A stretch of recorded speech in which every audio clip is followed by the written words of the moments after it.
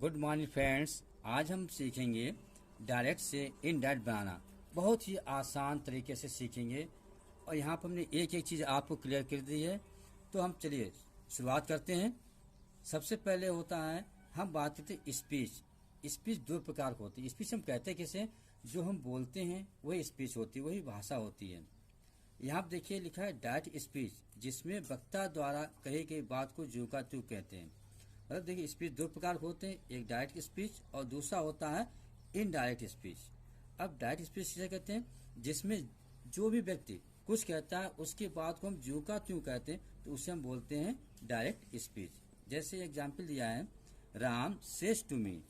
राम मुझसे कहता है I am a good boy, मैं एक अच्छा लड़का हूँ। अब यहाँ पे राम ने मुझसे कहा तो मैं ज्यों का त्यों उस बात उठा कह दिया, ये हो गया डायरेक्ट स्पीच। अब हम इसी को बनाते हैं इनडायरेक्ट। इनडायरेक्ट क्या होता है कि जब किसी वक्ता द्वारा कहे गए शब्दों को हम अपने वाक्यों या अपने शब्दों में कहते हैं तो होता है इनडायरेक्ट स्पीच। जैसे यहाँ था राम सेज टू मी, तो राम टेल्स मी हो गया।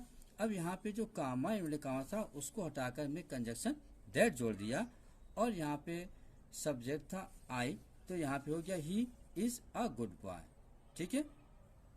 अब देखिए यहाँ पे थोड़ा समझिए, डायरेक्ट स्पीच के दो भाग होते हैं। एक होता है आपका इन्वर्टेड कॉमास के बाहर, एक होता है इन्वर्टेड कॉमास के अंदर। तो ये देखिए यहाँ पे लिखा है राम सेज टू मी, ये आपका इन्वर्टेड कॉमास के बाहर है। दूसरा है I am a good boy, inverted comma लगा हुआ, ये आपका इसके अंदर है। तो जो आपका इन्वर्टेड कॉमास के बाहर होता है उसको हम बोलते हैं रिपोर्टिंग स्पीच। क्या बोलते हैं बच्चों? Reporting speech. हाँ। अब उसके बाद जो आपका इन्वर्टेड कॉमास के अंदर होता है इसको हम बोलते हैं रिपोर्टेड स्पीच, यानी कि कही गई बात, और इसमें बात को कहा जाता है। अब देखिए यह है रिपोर्टेड स्पीच हो गया आपका, और ये राम जो है रिपोर्टेड स्पीच से क्या हो गया, सब्जेक्ट हो गया। और सेज टू मी क्या हो गया, रिपोर्टिंग स्पीच का वर्ब हो गया आपका। ठीक है, सेज टू रिपोर्टिंग वर्ब हो गया। इसी तरीके से जो मी बचता है वो आपका रिपोर्टिंग स्पीच का ऑब्जेक्ट है। यहां तक क्लियर हो आपको? ओके। अब आपका जो इन्वर्टेड कॉमास के अंदर है इसको हम देखते हैं क्या कहते हैं। ये आई जो है आपका रिपोर्टिंग स्पीच का, सॉरी ये रिपोर्टेड स्पीच का सब्जेक्ट हो गया, और एम रिपोर्टेड स्पीच का हेल्पिंग वर्ब, और गुड बाय क्या होगा आपका ऑब्जेक्ट हो गया। यहां तक सबको समझ आ गया? बताइए। हाँ, यस। अब चलिए अब हम आगे बढ़ते हैं। अब देखते हैं common rules for changing direct into indirect. अब हम डायरेक्ट से इनडायरेक्ट कैसे बनाते हैं। तो सबसे पहले डायरेक्ट से इनडायरेक्ट बनाते समय सबसे पहले हम जो कामा इन्वर्टेड कामास होते हैं उसको हम हटा देते हैं। जो आपके कामा और इन्वर्टेड कामा लगे होते हैं हम इनको क्या करते हैं, हटा देते हैं। फिर नंबर 2, रिपोर्टिंग वर्ब के बाद जो कामा और इन्वर्टेड कामास होते हैं उसको हटाने के बाद कंजक्शन हम दैट लगाते हैं। क्लियर हुआ बच्चों यहाँ तक? यहाँ पे देखिए ये जो कामा इन्वर्टेड कामास था आपका, ये देखिए ये कामा और इन्वर्टेड कामा है, इसको हटा दिया हमने और यहाँ पर क्या जोड़ दिया, दैट जोड़ दिया। क्लियर हुआ आपका? ओके। अब देखिए यहाँ पे चेंज इन वर्ब। अब हम वर्ब को कैसे चेंज करते हैं। रूल नंबर 1, यदि रिपोर्टिंग स्पीच का वर्ब प्रेजेंट या फ्यूचर टेंस में हो तो रिपोर्टेड स्पीच का टेंस नहीं बदलता है। ओके स्टूडेंट, देखिए ये कह रहा है यदि रिपोर्टिंग स्पीच का वर्ब, ठीक ना, प्रेजेंट या फ्यूचर टेंस में हो तो इसका रिपोर्टेड स्पीच का वर्ब नहीं बदलेगा। जैसे Mohan says Radha is sleeping. Mohan कहता है कि राधा स्लीपिंग कर रही है, तो मोहन सेज, यहाँ पे हम क्या रूल के अनुसार कामा इन्वर्टेड कामा हटा के कंजक्शन में दैट लगा दिया, Radha is sleeping. Next sentence, Vinay is saying. Vinay कह रहा है कुणाल वाज रीडिंग। कुणाल पढ़ रहा था, तो हमने क्या किया, विनय इज सेइंग। यहाँ पे कामा इन्वर्टेड कामा हटा करके हमने कंजक्शन दैट जोड़ दिया, Kunal was reading. Okay students, अब आते हैं नेक्स्ट पे।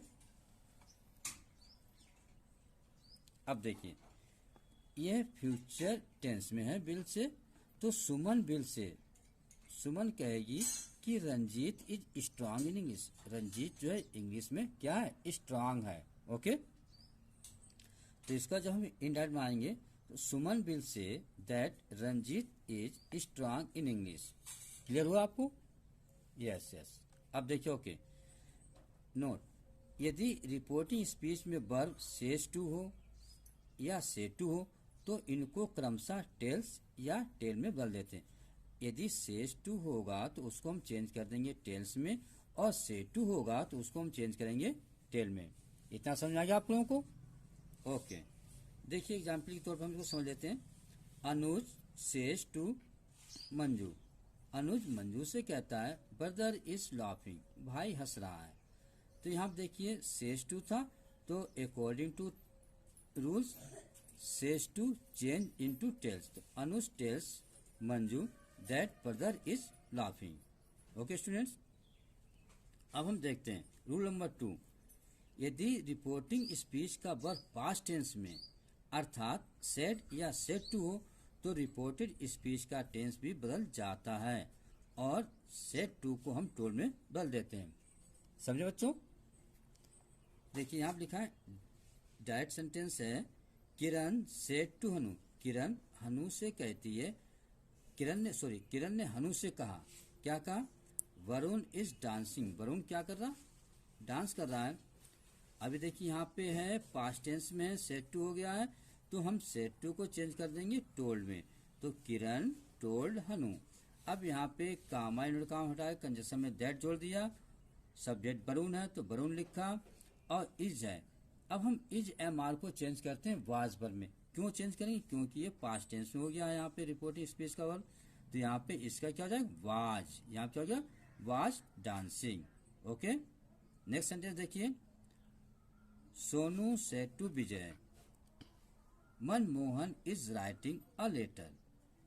इसका जब हम इंडायरेक्ट बनाएंगे तो सोनू सेड टू को चेंज कर देंगे टोल्ड में, तो सोनू टोल्ड विजय। अब यहाँ पे वही कामा कंजक्शन में दैट जोड़ दिया, मनमोहन, और इसको हमने चेंज कर दिया किसमें? वाज में, writing a letter. Okay student, तो आज के लिए हम इतना रखते हैं, फिर नेक्स्ट वीडियो मिलेंगे, तब तक टाटा, ओके बाय बाय।